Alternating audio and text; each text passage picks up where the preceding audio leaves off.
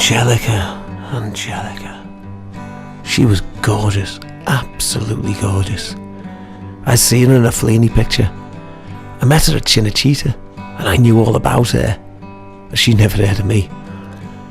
I stayed on with her in Rome for a bit, and then she had to make a film in London in early '67. We moved in together in a flat next to the Opera House in Covent Garden. London was buzzing back then. There was revolution in the air. Hendrix, Townsend, Jeff Beck, Jimmy Page, Eric Clapton.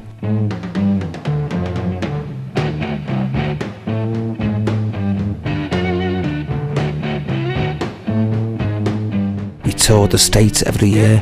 Angelica joined me on the road as often as she could, but when she wasn't making films.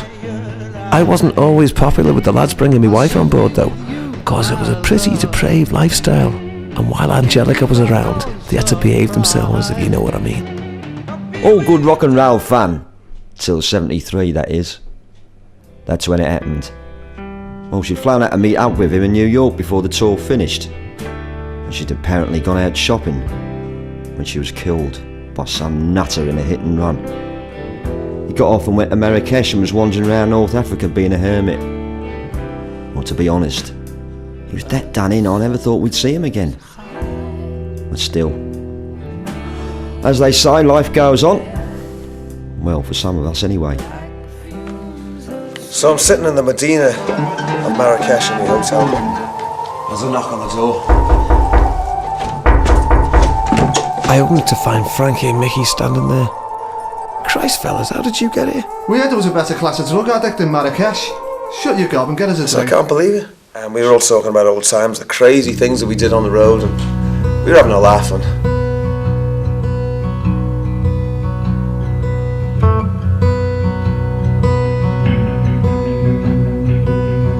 I said, well, I've been writing a couple of things, you know. So we got out the old Martin guitar and we started playing, and I didn't know this at the time, but he had a tape recorder stashed in a bag and he was recording everything I was doing. I think he had a plan to sell some of that gear to a bootlegger on the East Coast that he knew. But I had this one song, Angelica. Well, I don't need to explain that, do I? So basically I played the song and he gets it on tape. And after I finished playing it, Mickey turns around and he says, Christ, that's depressing. Mickey was a great fella, but honestly, tactless wasn't in it sometimes. Frankie, he was a nasty piece of work. He could see how we could work it to his advantage. It was the Norris juggernaut starting to roll. So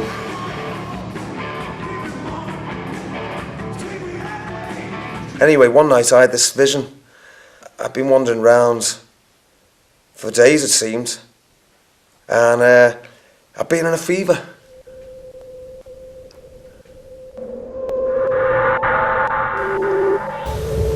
She comes to me and she says, be strong,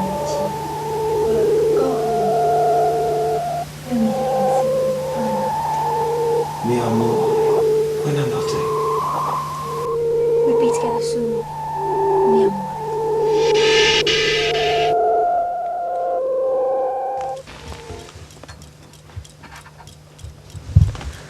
New Year's Day 1976. I've had better days. I've had worse ones too. Mickey says to Frankie, That's not mine. You did that and you stashed that tape there tonight. well, Frankie's creed is deny, deny, deny, which he does. Well, for me, seeing is believing, and I've lost the plot. I took a swing for Mickey, but he's a handy lad and he sidesteps me, which wrong foots Mickey, being a bloody big piece of furniture, and he cracks his head open on the corner of it. There's blood everywhere. I wanted to get you and Mickey together tonight to see the sparks fly. You've killed Mickey now, all because of your song. And Angelica, it's about you, man. It's always been about you. I'm sick to death of nursemaiding your ego, man. Are you happy now? Because you're going down for this, and then you can spend all your time with Angelica. You took my song, it was you little fucker! Yeah, Richie, I took Angelica from you. I got the song, man. because it was time I got something. You're just a fruitcake. And what's more, you're a murderer.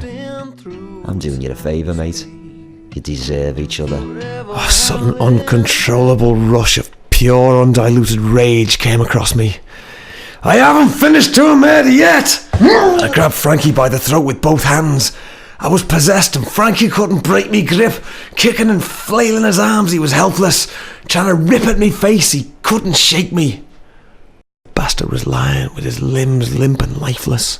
His face red and his staring eyes open, bulging with asphyxia. There was scattered furniture and broken glass, and I don't think there's much chance for Mickey. But that's why I've sat here now and I've got me Jack and me pills, and there's no way out for me. I've got to call it a day, but I'm using this tape recorder here to let you all know what happened. To explain to you why I can't do this myself. Angelica, Angelica. I think I can see Angelica now. I'm coming, baby. Of course, it wasn't until Richie's inquest that it came out that Frankie had taken the recordings from Marrakesh and sold them to a bootlegger. But he kept Angelica, and he told the source that it was one of his songs, and he asked them if they wanted to use it for the new album, as they were short of songs of their own. Well, the band liked it, and they said yeah. He got a deal, and away he went.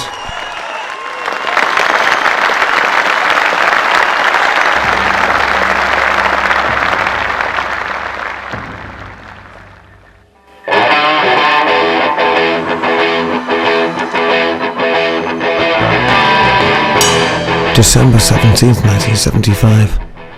I finished my album, which I'm calling The Next Life, as I've got my whole life riding on this LP. And my best song on it is Angelica.